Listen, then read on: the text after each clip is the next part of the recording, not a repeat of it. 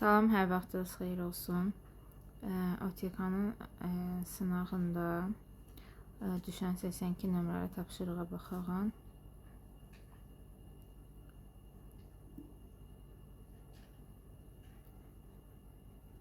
Demək belə, D funksiyası var burada.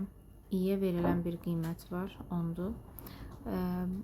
Onu götürərək hər dəfə while-a daxil oluruq. While-da şərti yoxlayırıq. Şərtin bu hissəsi həmişə ödəyəcək. Çünki 10-dur, 9-dur, 8-dir. Bunlar hər dəfə aşağıda azalsa belə, hər dəfə sıfırdan böyük olacaq.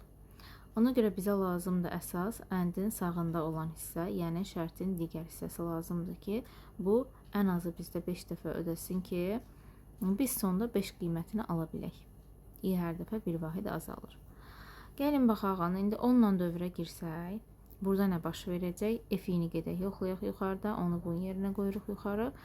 10 vur 10, üstəgəl 10, 110 eləyir. Demək ki, 10 ilə girəndə 110 qiyməti alırıq və 110-u yoxlayırıq ki, 110 böyük bərabərdirmə n-dən və düşüb aşağıda i-ni bir vahid azaldırıq, i olur 9.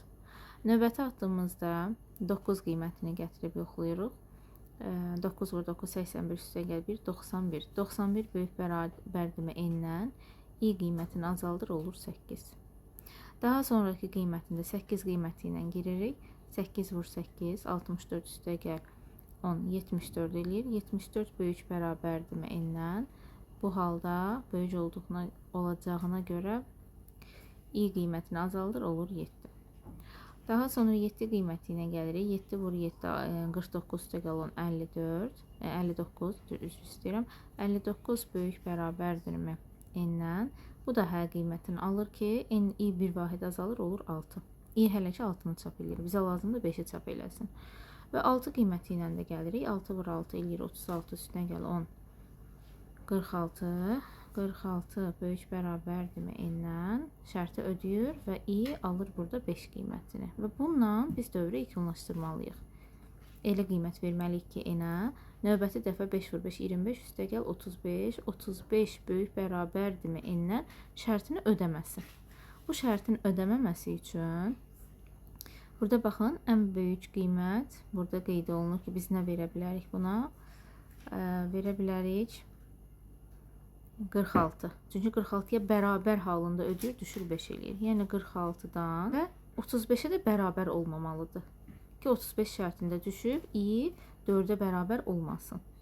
Ona görə də deyirik ki, 35-dən də böyük olmalıdır. 46-ya da böyük və 46-dan kiçik və 46-ya bərabər həddində ödəyə bilir.